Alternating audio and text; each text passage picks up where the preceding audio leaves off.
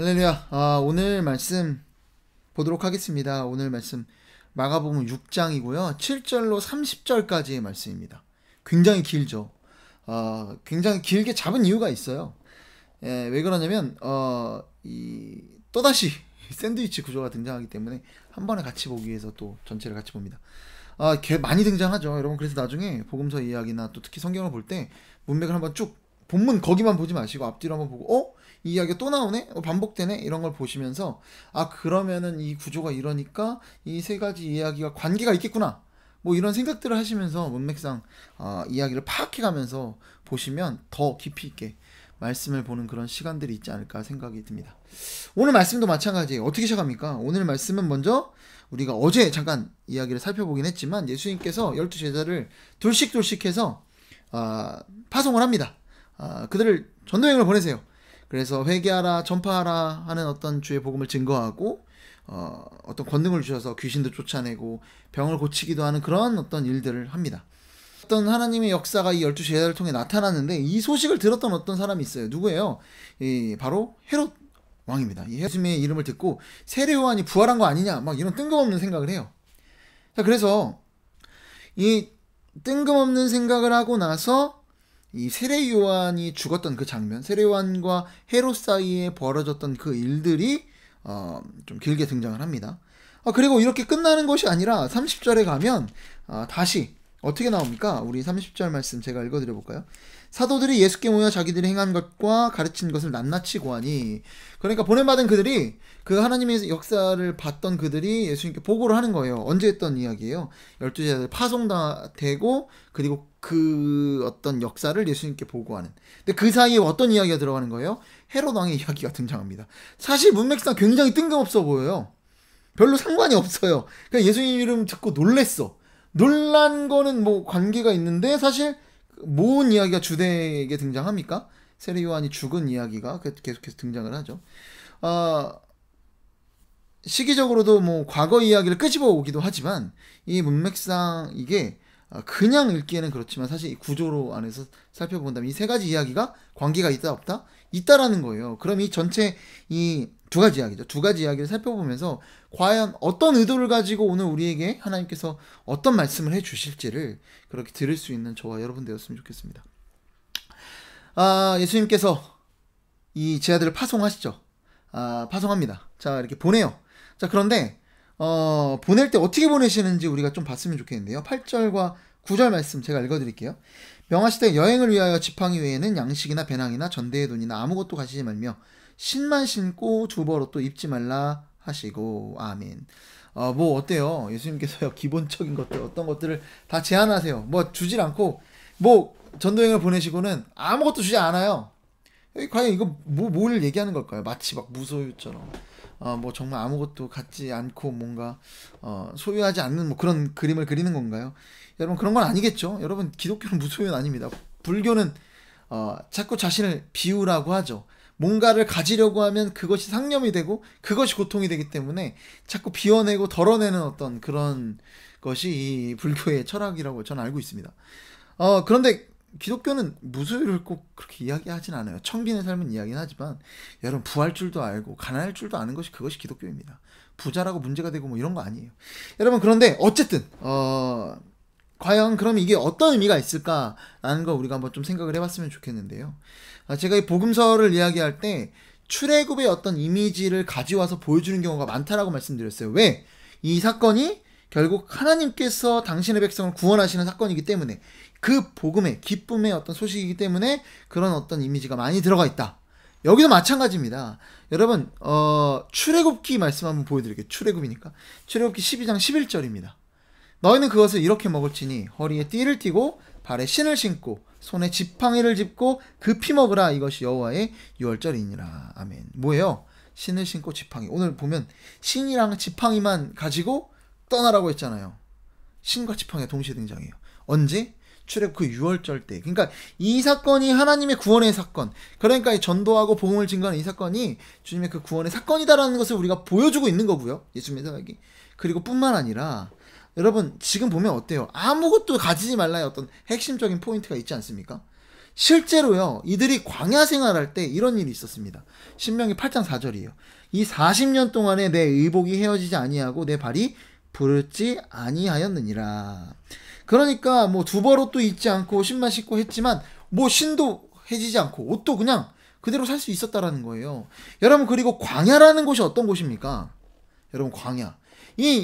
이 지금 요 8절 9절 말씀이 어떤 이 전도행의 사건을 이야기하는 것이 하나님의 구원사다라는 것을 우리에게 이야기하고 있지만, 또 한편으로 생각을 해보면은요, 이 광야로 예수님께서 그들을 구원하시고 보내셨을 때 그들은 정말 아무것도 없었어요.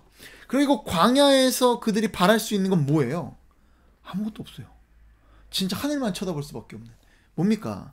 먹는 거는 만나 메추라기가 떨어져야만 하루를 살 수 있고, 그 뜨거운 그 낮에는 구름 기둥으로, 밤에는 그 추운 밤에는, 사막의 추운 밤에는 이 불기둥으로 지켜주신 하나님의 전적인 은혜가 없이는 정말 살 수 없는 그런 곳 아니었습니까? 여러분, 그래서 광야 어떤 곳이에요? 진짜 하나님만 바라볼 수밖에 없는 그 어떤 그 상황을, 출애굽 이후의 광야의 사건들을, 광야의 순간들을, 광야의 모습들을 우리에게 보여주시더라는 거예요. 오늘 여기서도 마찬가지입니다. 여러분, 그 이야기는 뭡니까? 오늘 이 제자들을 전도 여행을 보내시면서 예수님께서 아무것도 주지 않으신 의미가 뭐겠어요? 어떤 다른 것에 의지하지 않고 오직 하나님만 붙들었을 때 하나님이 공급하시는 그 능력과 은혜와 어떤 그 수많은 지혜와 이런 것들로 말미암아 하나님의 일들이 이루어지는 과정들을 보여주시겠다라는 겁니다. 여러분, 뭐예요? 이들은 아무것도 준비하지 않은 채 하나님만 붙들고 갔다라는 겁니다. 그것의 그림이 있다라는 거예요. 자, 그러면 이 이야기만 보지 않죠. 우리가 두 번째 이야기인 헤롯과 세례 요한의 이야기도 우리가 함께 보자라고 말씀을 드렸어요. 자, 이 세례 요한 사건 한번 볼까요? 갑자기 뜬금없이 이 예수님의 제자들의 엄청난 사역들이 있고 나니까 이 세례 요한이 이 얘기를 듣고 뭐라고 해요? 예수 이름이 드러나니까, 야, 이거 세례 요한이 죽은 자 가운데서 살아났구나라고 이야기를 합니다. 이러면 말도 안 되는 소리죠. 왜요? 일단은 세례 요한이랑 예수님이랑 나이 차이 거의 몇 개월밖에 차이 안 나지 않습니까? 그런데 뭐 세례 요한이 죽고 다시 부활했으면은 그 말이 안 되잖아요, 시기적으로. 아니 뭐 중간에는 뭐 예수님이 뭐 잠들어 있다가 세례 요한 죽고 나니까 갑자기 벌떡 일어나서 뭐 사역을 했, 뭐 이런 것도 아니고, 제가 무슨 소리 하는지 모르겠네요. 어쨌든 간에 예수님이 세례 요한이 부활한 자다라는 어떤 그런 표현 자체가 사실 말이 안 돼요. 오늘 말씀에서도 보면은요, 어떤 이는 그가 엘리야라고 하고 어떤 이는 그가 선지자다, 옛 선지자 중에 하나가 같다라고 이야기합니다. 뭐 엘리야가 다시 나타난 엘리야다, 그가 엘리야다라는 표현도 가능하죠. 성경에도 어떤 예언이 있고, 그가 세례 요한이었으니까요. 어떤 가능한 상상이에요. 그가 또 선지자다, 옛 선지자다, 이런 표현도 가능합니다. 그런데 세례 요한이 부활한 자다라는 그 생각은요, 누구만 했던 거예요? 헤롯밖에 안 했던 거예요. 왜? 두려워서. 여러분, 이 헤롯의 이 두려움이 어떻게 생겼는지 한번 이야기를 살펴보도록 하겠습니다. 헤롯이 등장을 하죠. 그리고 여기 뭐 빌립이 등장하고 하는데, 잠깐 공부하는 시간을 갖자면 헤롯이 여럿이 등장을 합니다. 성경에, 특히 복음서에. 뭐 사도행전에서도 등장하는 뭐 아그리빠도 있긴 하지만, 먼저 간단하게 설명을 드리면 헤롯 대왕이라는 사람이 있습니다. 그 사람은 누구냐면, 쉽게 간단하게만 설명드릴게요. 예수님이 태어나셨을 때 죽이려고 했던 그 뭐 2살 아래로 다 죽이려고 했던 그 동방박사 만나고 그 사람 있지 않습니까? 그 사람이 헤롯 대왕이에요. 그 당시에 유대 전체를 다스리던 사람인데, 이 사람 죽고요. 이 사람 이후에 세 아들이 있었어요. 그래서 셋이 나눠서 다스렸습니다. 자, 그런데 첫째는 헤롯 아켈라오라는 사람이에요. 이 사람이 뭐 유대랑 사마리아 이두메 뭐 이쪽 지역을 다스렸던 사람인데 굉장히 잔인했다고 합니다. 너무나 잔인한 일들을 하다가 결국 황제한테 재판을 받고 쫓겨나요. 그래서 이 사람이 다스리던 지역을 누가 다스리느냐? 로마의 총독들이 다스리게 됩니다. 우리 빌라도 하는, 막 빌라도도 있고 왕 있고 그랬던 게 이 이유 때문이에요. 어쨌든 이 아켈라오, 쫓겨난 그 첫째가 있고, 둘째가 오늘 말씀에 등장한 요 헤롯이에요. 헤롯 안티파스라고도 하고 헤롯 안디바라고도 합니다. 요 사람이 나중에 예수님 신문한 그 사람도 요 사람이에요. 누구? 헤롯 안티파스, 헤롯 안디바라고 합니다. 자, 그리고 나서 셋째가 또 다른 지역을 다스리던 어떤 헤롯이 있는데, 헤롯 빌립입니다. 어떤 사람이요? 자기 아내를 뺏긴 사람입니다. 자, 그런데 오늘 말씀해 보면 이런 거예요. 헤롯 그 안티파스가 자기 동생 헤롯 빌립의 아내를 뺏었대요. 헤롯의 아내와 결혼했대요. 자, 그러면 우리가 상상해 볼 수 있는 거, 우리 형수취수법 이런 게 있잖아요. 형이 죽으면 형의 아내를 취하는 뭐 그런 것처럼 당시 이제 여인이 혼자는 생계를 유지할 수 없으니까 형의 아내든 뭐 동생의 아내든 형 그 뭐 죽었으니까 남편이 죽었으니까 그렇게 취하는 어떤 그런 상황이었나, 그런 건 아니었다라는 거예요. 뭐예요? 빌립은 멀쩡히 살아 있습니다.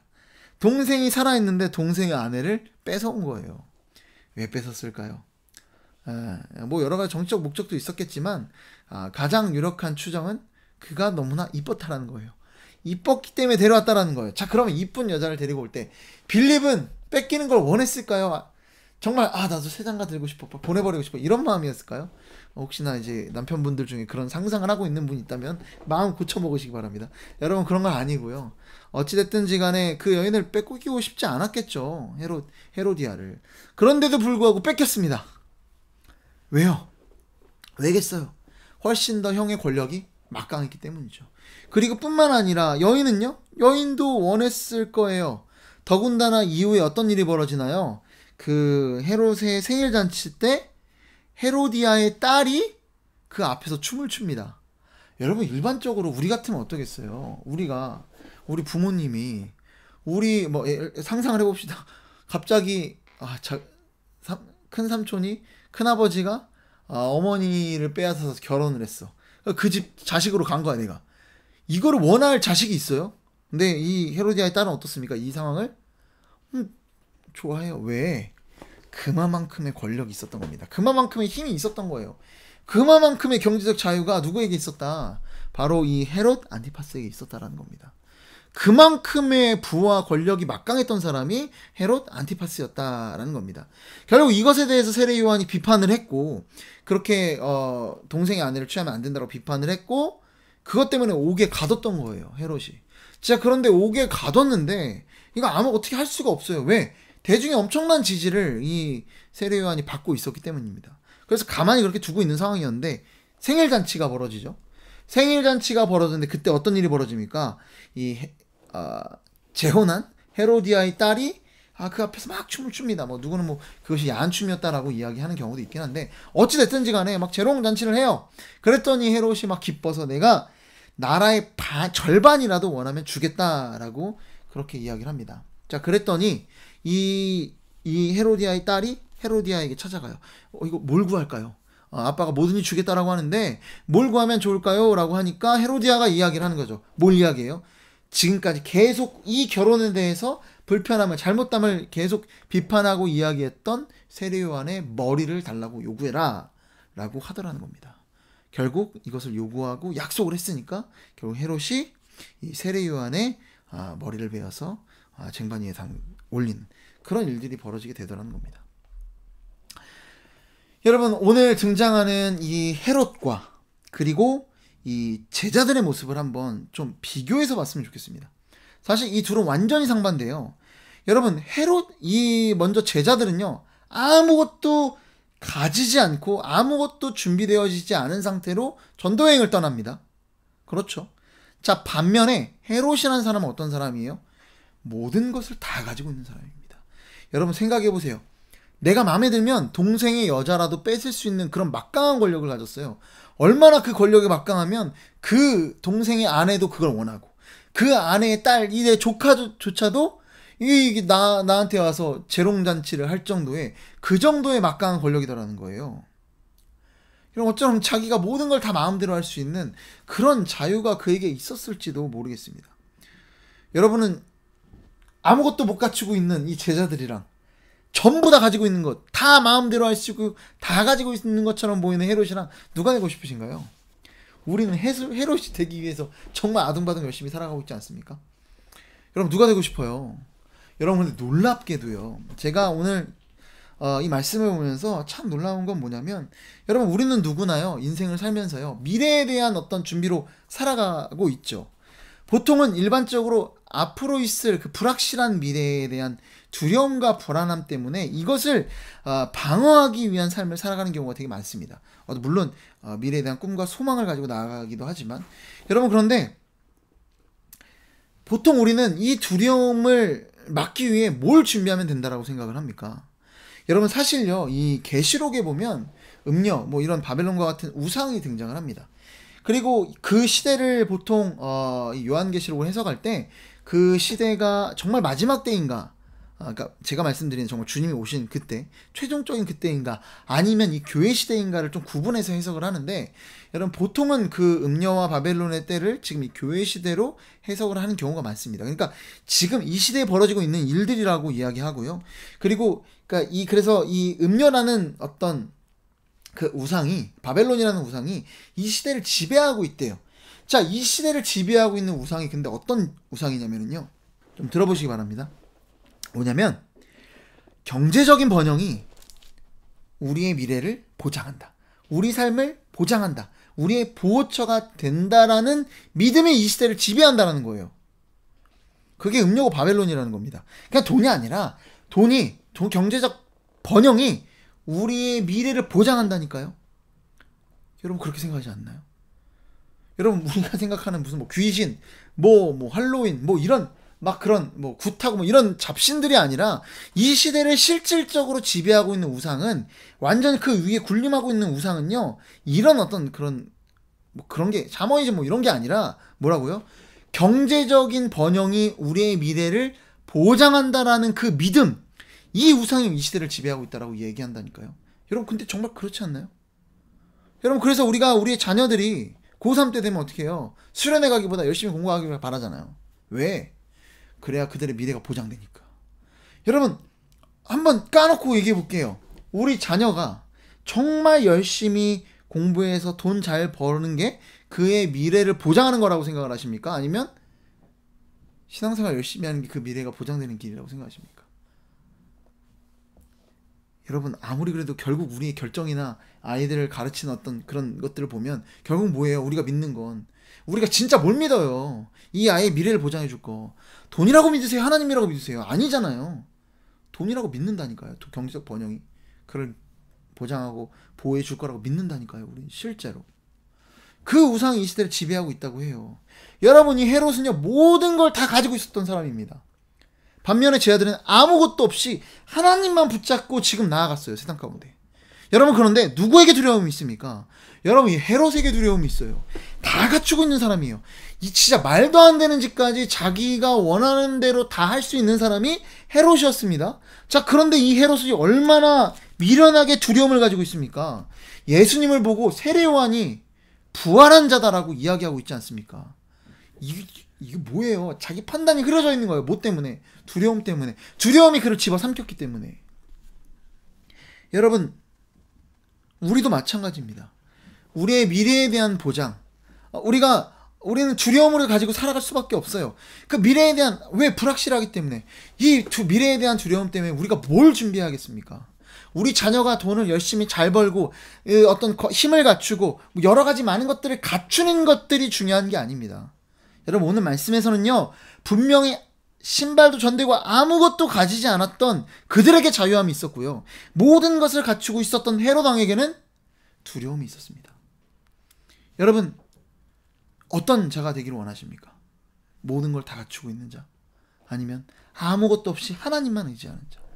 여러분의 삶이 하나님 붙들고 살아가는 여러분이 되었으면 좋겠습니다. 여러분 경제적 어떤 부와 이런 것들을 부정시하는 게 아니에요. 그게 내 삶을 보장해준다라는 믿음을 제가 잘못했다라고 이야기하는 겁니다. 그게 우상이다라는 거예요. 다시 한번 말씀드릴게요. 경제적인 번영이 우상이 아니라 경제적 번영이 나의 미래를, 나의 삶을 보장해준다라는 그 믿음이 이 시대를 지배하는 우상이다라는 겁니다. 여러분 어떻게 하시겠습니까? 우리의 미래를 어디에다 거시겠어요? 돈에다 거시겠습니까? 경제적 번영에 거시겠습니까? 아니면 다른 것에, 다른 준비, 힘에, 권력에 두시겠습니까? 아니면 하나님께 두시겠습니까? 여러분 우리의 삶의 선택과 우리 자녀들의 방향을 보면요 우리가 어떤 식의 어떤 믿음을 가지고 있는지 보인다니까요. 우리가 진짜 온전한 하나님을 향한 선택을 하셨으면 좋겠습니다. 여러분 하나님이 책임져 주세요. 여러분 속지 마세요. 진짜 이 시대를 지배하고 있는 우상이라니까요. 경제적 번영이 우리의 미래를 보장해 줄 거라는 그 믿음, 그 우상을 버리시고 오늘 하루 하나님이 나의 삶을 보장해 주시다는 그 믿음을 가지고 오늘 우리에게 있는 그 두려움을 떨쳐내는 저와 여러분 되기를 소망합니다. 기도하겠습니다. 사랑하는 이가 풍성하신 아버지 하나님, 감사와 영광과 존귀를 주님 앞에 올려드립니다. 주님, 너무나 두려운 우리의 삶, 그러나 온전히 주님만 붙잡고 나아가는 우리 모두가 될 수 있도록 도와주시옵소서. 세상의 다른 것들로 보장받으려는 우리의 삶이, 우리의 모습들이 너무나 많습니다. 그러나 주님, 하나님만이 온전한 우리의 피난처시고 하나님만이 우리의 진정한 보호자시며 우리의 인도자시며 목자시라는 것을 잊지 않고 주님께 내 삶을 맡기는 우리 모두가 될 수 있도록, 그래서 우리의 두려움을 떨쳐내고 자유함으로 살아갈 수 있는 우리 모두가 될 수 있도록 주님 도와주시옵소서. 이 모든 말씀 사랑이 많으신 예수 그리스도의 이름으로 기도드립니다. 아멘.